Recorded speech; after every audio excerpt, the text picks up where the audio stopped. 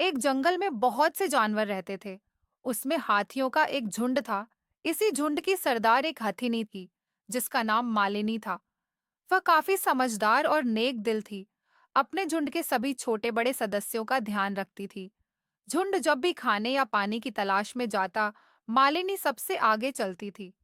शिकारियों द्वारा बनाए गए गड्ढों, जो कि उन्होंने छिपाए होते हैं, मालिनी दूर से ही भांप लेती थी। वह रास्ता बदलकर अपने झुंड को बचाती थी। झुंड के सभी हाथी और उनके परिवार मालिनी की हर बात मानते थे। इसी तरह समय बीत रहा था। कुछ समय बाद मालिनी हाथी ने एक बच्चे को जन्म दिया, जिसे देखकर सभी झुंड के सदस्य आश्चर्यचकित रह गए। जो नन्हा सा हाथी झुंड का सदस्य बना था, वह था सफेद हाथी। जहां सारे हाथी काले रंग के थे, वहीं यह सफेद हाथी पूरे जंगल में कौतूहल का विषय बन गया था। जो भी सफेद हाथी के बारे में सुनता, वह उसे देखने आ जाता। लेकिन मालिनी इस सबसे खुश नहीं थी। मालिनी की सहेली पूनम हथिनी ने जब मालिनी से इसका कारण पूछा, तो मालिनी ने कहा, बहन, तुम नहीं जानती, अनगिनत हाथियों में बड़े नसीब से एक सफेद हाथी पैदा होता है। जितना इस बच्चे के बारे में सबको पता लगेगा, उतना ही इसकी जान को खतरा बढ़ जाएगा। पूनम यह बात सुनकर बोली, हाँ, यह बात तो हमने सोची नहीं कि हमारे नए सदस्य की जान को सबसे ज्यादा खतरा है शिकारियों को। अगर इसके बारे में पता लग गया, तो वे इसे किसी भी कीमत पर उठाकर ले जाएंगे। मालिनी ने कहा, हाँ, मैं इसी बात से चिंतित हूँ। पूनम ने कहा, बहन, चिंता मत करो। तुमने हमारे पूरे झुंड की सालों से रक्षा की है। कई बार अपनी जान पर खेलकर भी तुमने में मुसीबत में पड़ने से बचाया है। अब झुंड की जिम्मेदारी है तुम्हारे बच्चे की रक्षा करने की। पूनम ने पूरे झुंड को एकत्रित किया और कहा, आज से हमारा पूरा झुंड मालिनी के बच्चे की रक्षा करेगा। उसको शिकारियों से बचाने के लिए हमें अपने प्राण भी देने पड़े, तो भी हम पीछे नहीं हटेंगे। सभी ने सूंड उठाकर उसकी बात का समर्थन किया।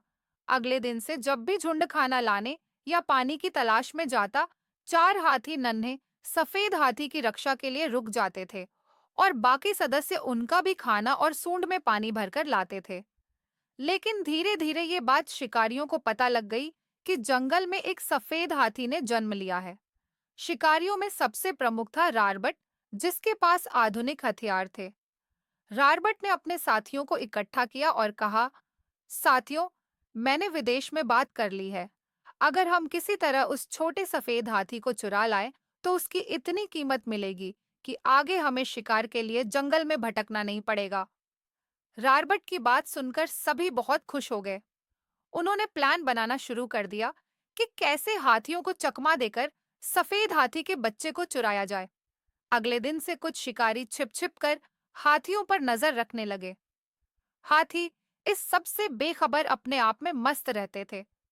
एक दिन मालिनी अपने झुंड के साथ भोजन की तलाश में गई। वह जंगल में जा रही थी। तभी उसकी नजर एक ऊंचे पेड़ पर गई, जिस पर एक शिकारी बैठा था। मालिनी ने सबको होशियार कर दिया। वह इधर उधर गड्ढा ढूंढने लगी, लेकिन उसे कुछ नजर नहीं आया। न ही उस शिकारी ने उन पर हमला किया।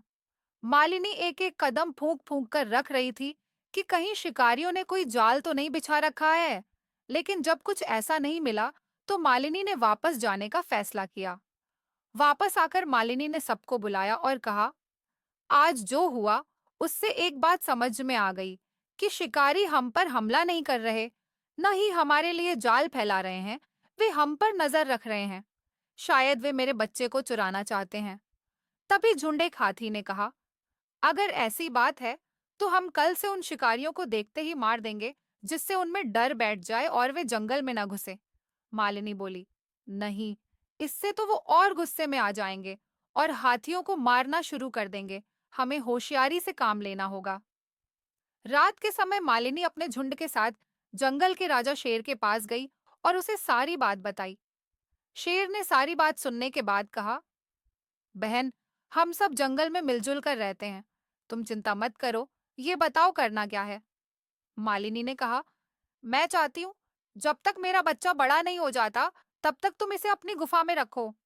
शेर बोला, अरे बहन, बस इतनी सी बात, आज से तुम्हारा बच्चा अपने मामा के घर रहेगा। बाहर में और मेरी पत्नी बैठे रहेंगे। किसी क्या मजाल जो यहाँ कदम भी रखे। वैसे भी सफेद हाथी हमारे जंगल की शान है। कोई इसकी तरफ आंख उठाकर नहीं देख सकता, आप बेफिक्र रहो। अब नन्हा सफेद हाथी शेर की गुफा में रहता था और हाथियों का झुंड मस्ती से पूरे जंगल में घूमता फिरता रहता था। इधर रारबट और उसके साथी पूरे जंगल में नजर रखते रहते, लेकिन उन्हें कहीं भी सफेद हाथी नहीं दिखा। एक दिन रारबट ने सबको बुलाया और डांटा, तुम एक हाथी के बच्चे को नहीं ढूंढ पाए, कहाँ गया वो? शिकारी बोला, पता नहीं, हाथी कभी भी अपने बच्चे को अपने से अलग नहीं रखते, लेकिन ये पता नहीं कहाँ है। यो तो इन्होंने इसे किसी और जंगल में भेज दिया, या वह मर गया। रारबट बोला, दूसरा जंगल तो यहाँ से बहुत दूर है, वहां तक ये नहीं जा सकते। हाँ, ये हो सकता है कि वो मर गया हो, हमारा तो बहुत नुकसान हो गया। फिर भी तुम अगले कुछ दिन इन पर नजर रखो, अगर नहीं मिले तो फिर हम यहाँ से दूसरे जंगल में चले जाएंगे। वह इतना शक्तिशाली था कि शिकारी उसे देखकर ही घबरा कर भाग जाते थे।